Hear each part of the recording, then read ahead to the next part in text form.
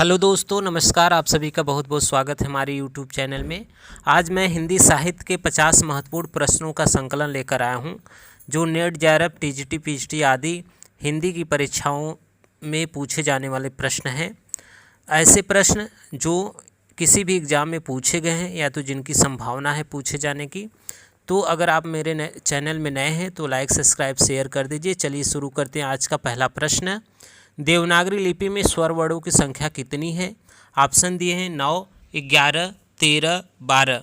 तो देखिए, देवनागरी लिपि में 11 स्वर हैं और 33 व्यंजन हैं। तो ऑप्शन नंबर बी सही हो जाएगा। अगला क्वेश्चन है, भाषा योग वशिष्ठ के रचनाकार कौन है? राम प्रसाद निरंजनी, लल्लूलाल, नाभादास, रामानुजाचार्य। तो राम प्रसाद निरंजनी द्वारा लिखा गया महत्वपूर्ण रचना है भाषा योग वशिष्ठ। तो ऑप्शन नंबर ए सही हो जाएगा। अगला क्वेश्चन देखिए,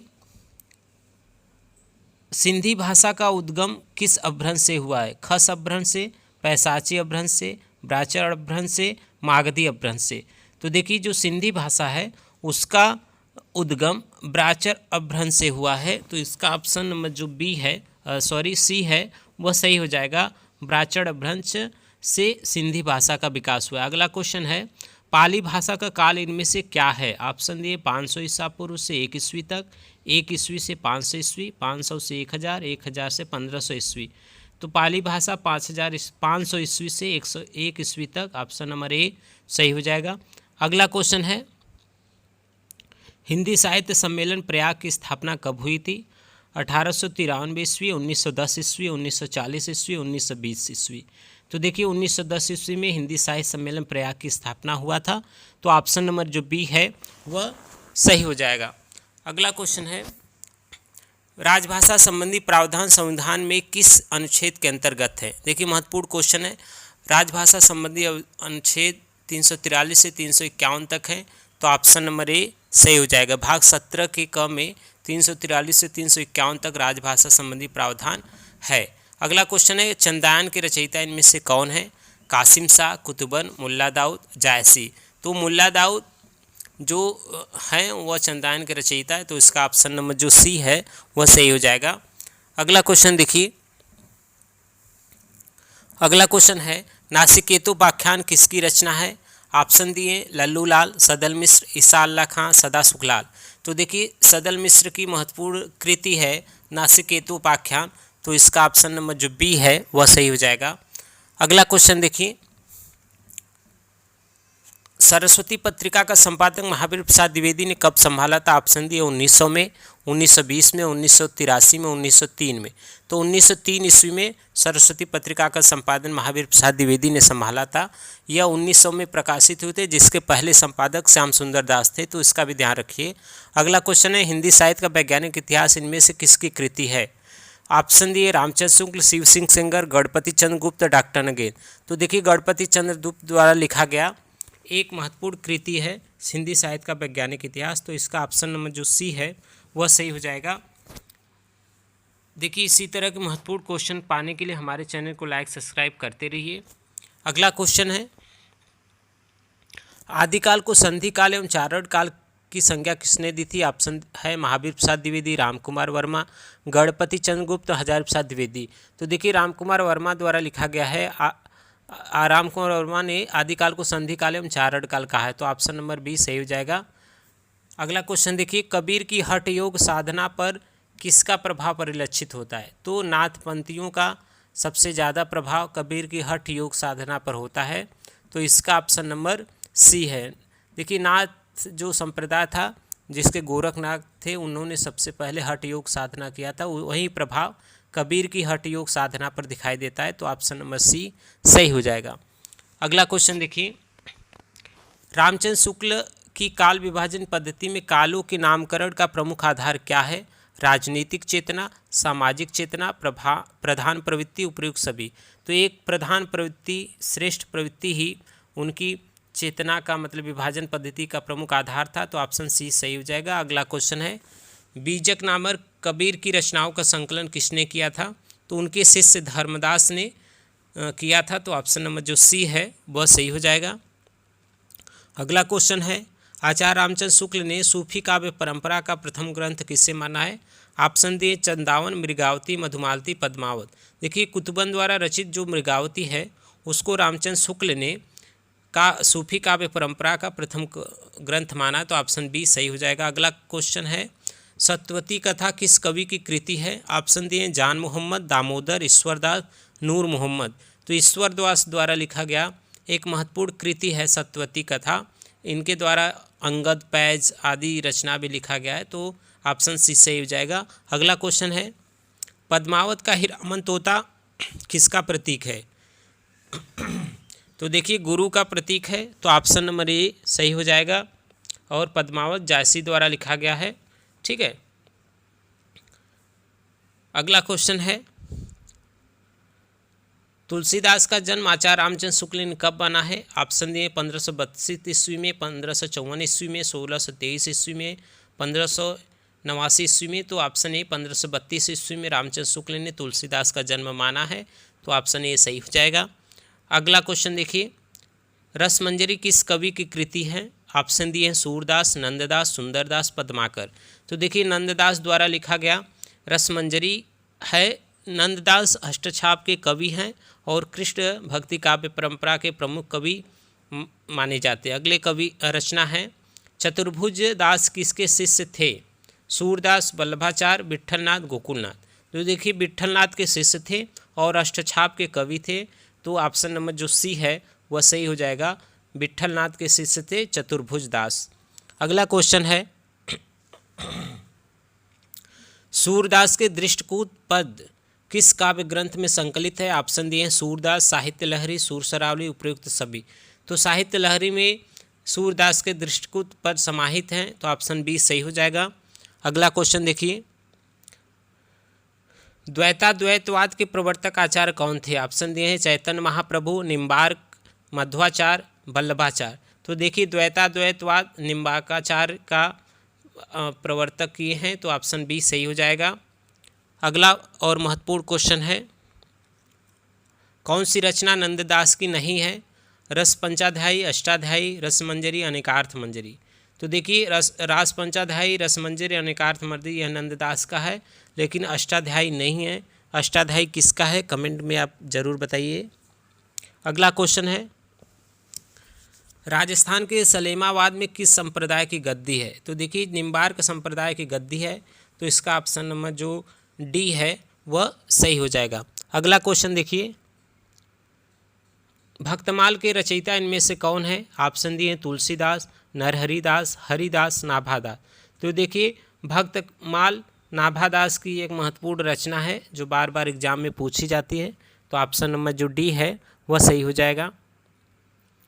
अगला और महत्वपूर्ण क्वेश्चन है रामचरितमानस का कौन सा कांड काशी में रचित है? अरण्यकांड, सुंदरकांड, बालकांड, किष्किंधा कांड। देखिए क से काशी, क से किष्किंधा, तो ऑप्शन है किष्किंधा कांड सही हो जाएगा। यह ट्रिक से आप याद कर लीजिएगा, ऑप्शन नंबर डी सही हो जाएगा। अगला क्वेश्चन है तुलसीदास जी ने 12वें रामायण की रचना किस कवि से प्रेरित होकर की? रसखान, रहीम, सूरदास, नंददास।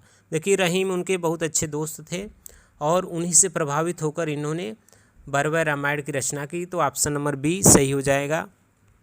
अगला क्वेश्चन है शब्द रसायन के रचयिता कौन है? देव, बिहारी, मतीराम, पद्माकर।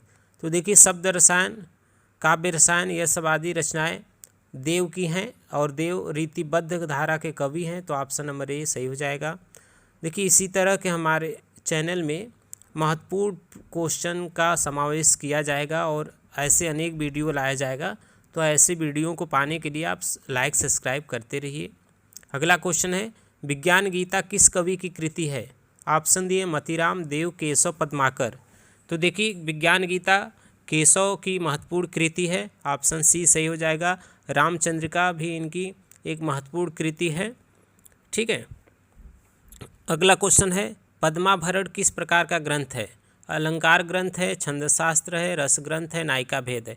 देखिए पद्माकर द्वारा रचित गए जो पद्माभरण है वह अलंकार ग्रंथ है, तो ऑप्शन नंबर ए सही हो जाएगा। पद्माकर द्वारा रचित पद्माभरण एक अलंकार ग्रंथ है, ऑप्शन नंबर ए सही हो जाएगा। अगला क्वेश्चन है, बिरह बारिश किसकी रचना है? आलम बोधा, घनानंद ठाकुर। तो देखिए बोधा द्वारा रचित बिरह बारिश एक महत्वपूर्ण कृति है और रीति मुक्त धारा के कवि हैं घनानंद बोधा, आलम ठाकुर। ठीक है, तो ऑप्शन नंबर बी सही हो जाएगा। अगला क्वेश्चन देखिए, प्रार्थना समाज के संस्थापक कौन थे? ऑप्शन दिए भारतेंदु हरिश्चंद्र, रविन्द्रनाथ टैगोर, केशव चंद्र सेन, ईश्वर चंद्र विद्यासागर। तो देखिए केशव चंद्र सेन द्वारा प्रार्थना समाज की स्थापना हुई थी, तो इसका ऑप्शन नंबर जो सी है वह सही हो जाएगा। और भारतेंदु हरिश्चंद्र ने तदी समाज की स्थापना की, तो इसका भी ध्यान रखिएगा, प्रश्न पूछा जाता है। अगला क्वेश्चन है, कवि वचन सुधा के संपादक का नाम बताइए। देखिए कवि वचन सुधा भारतेंदु हरिश्चंद्र की पत्रिका है, इनकी अन्य पत्रिका है बाला बोधनी, हरिश्चंद्र मैगजीन।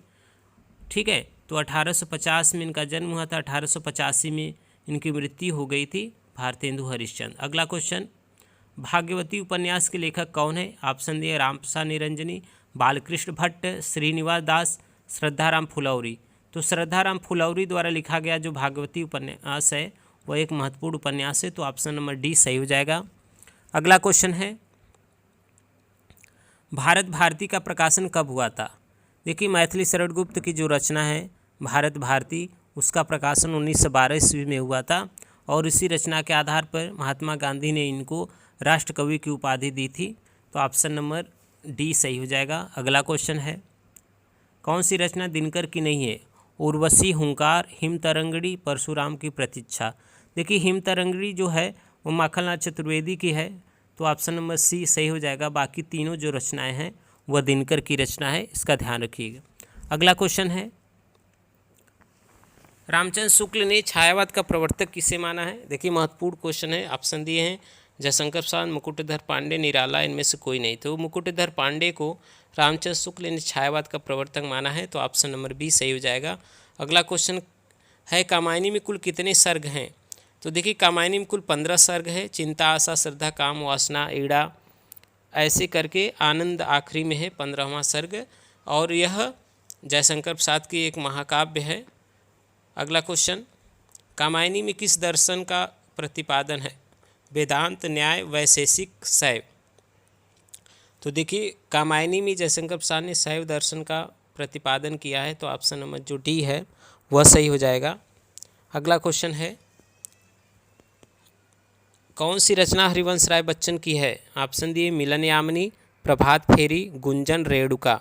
तो इसका ऑप्शन नंबर ए जो मिलन यामिनी है वह हरिवंश राय बच्चन की रचना। इनकी अन्य रचना में बात करें तो मधुशाला, मधुबाला, निशा निमंत्रण आदि इनकी रचनाएं हैं। क्या भूलूं क्या याद करूं, ऐसे उनकी आत्मकथा हैं, तो ऑप्शन नंबर ए सही हो जाएगा। अगला रचना जो है, अगला प्रश्न है, शिवमंगल सिंह सुमन किस वर्ग के कवि है? छायावादी हैं, प्रगतिवादी हैं, प्रयोगवादी हैं, नवीन गीतकार हैं। तो देखिए शिवमंगल सिंह सुमन प्रगतिवादी हैं। प्रगतिवाद लेखक संघ की स्थापना 1936 ईस्वी में हुआ था, जिसके अध्यक्ष प्रेमचंद थे, और प्रथम अधिवेशन लखनऊ में हुआ था, इसका ध्यान रखिएगा। अगला क्वेश्चन देखिए, हरिनारायण व्यास किस सप्तक के कवि हैं? तो यह दूसरे सप्तक के कवि हैं। आपको याद होगा कि अज्ञेय द्वारा प्रतिपादन किया गया है तार सप्तक का 1943 ईस्वी में, दूसरा सप्तक 51 में, तीसरा 59 में और चौथा सप्तक 1979 में। अगला क्वेश्चन है, इत्यलम किस कवि की रचना है? ऑप्शन दिए सर्वेश्वर, दुष्यंत, अज्ञेय, मुक्तिबोध। तो देखिए अज्ञेय की रचना है इत्यलम। इनकी अन्य रचना की बात करें तो कितनी नाव में कितनी बार, हरी घास पे छड़ बर। अगला क्वेश्चन है, अंधा युग किस विधा की रचना है? देखिए धर्मवीर भारती द्वारा रचित जो अंधा युग है वह एक गीति नाट्य है, जो बहुत ही महत्वपूर्ण रचना है, बार बार एग्जाम में पूछी जाती है, तो उसका ध्यान रखिएगा। गीति नाट्य है अंधा युग और धर्मवीर भारती का है।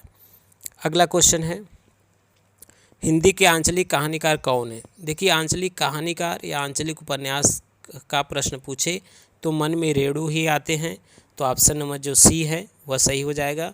रेणु ही आंचलिक उपन्यासकार और कहानीकार माने जाते हैं, तो ऑप्शन नंबर जो सी है वह सही हो जाएगा। इनका जो अगला क्वेश्चन देखिए, मैला आंचल इनका उपन्यास है। अगला क्वेश्चन, प्रेमचंद के गोदान में किस प्रकार का चित्रण है? यथार्थवादी, आदर्शवादी, आदर्शोन्मुख, यथार्थ, यथार्थोन्मुख, आदर्श। देखिए प्रेमचंद का जो गोदान है वो यथार्थवादी है। अगर पूरा प्रेमचंद के बारे में बात किया जाए तो आदर्शों उन्मुख यथार्थवादी लेखक थे, लेकिन गोदान यथार्थवाद के हैं। औचित्य संप्रदाय के प्रवर्तक आचार्य कौन है? Option D Kuntaka, Kshemendra, Mammata, Bhama. तो औचित्य आप सभी को पता होगा, क्षेमेंद्र इनके प्रवर्तक है, तो ऑप्शन नंबर बी सही हो जाएगा। अगला क्वेश्चन देखिए, आलंबनत्व धर्म का साधारीकरण होता है, यह मत किसका है? महत्वपूर्ण क्वेश्चन है। डॉक्टर नगेंद्र, रामचंद्र शुक्ल, श्याम सुंदर दास, आचार्य विश्वनाथ। तो रामचंद्र शुक्ल ने कहा है कि आलंबनत्व धर्म का साधारीकरण होता है। ठीक है, तो ऑप्शन बी सही हो जाएगा। अगला क्वेश्चन है, ब्रह्मराक्षस नामक कविता में इनमें से कौन सा तत्व है? मिथक है, फैंटेसी है, बिंब है, अस्तित्ववाद है। देखिए जो ब्रह्म राक्षस कविता है वह मुक्तिबोध की है और मुक्तिबोध फैंटेसी के लिए जाने जाते हैं, तो इसका ऑप्शन नंबर जो बी है वह सही हो जाएगा। अगला क्वेश्चन देखिए, नई कविता में मुक्त छंद लेखक कौन है? तो रामस्वरूप चतुर्वेदी हैं, इसका ऑप्शन नंबर जो डी है वह सही हो जाएगा। नई कविता में मुक्त छंद निबंध के लेखक कौन है? रामस्वरूप चतुर्वेदी है, इनका ऑप्शन नंबर जो डी सही हो जाएगा। देखिए यह 50 प्रश्न है और महत्वपूर्ण 50 प्रश्न है जो एग्ज़ाम में पूछे जाते हैं या जिनकी संभावना है। तो इसी तरह हम प्रश्नों का संकलन लाते रहेंगे अपने चैनल के माध्यम से। तो प्लीज़ लाइक, सब्सक्राइब और शेयर करते रहिए। आप सभी का धन्यवाद।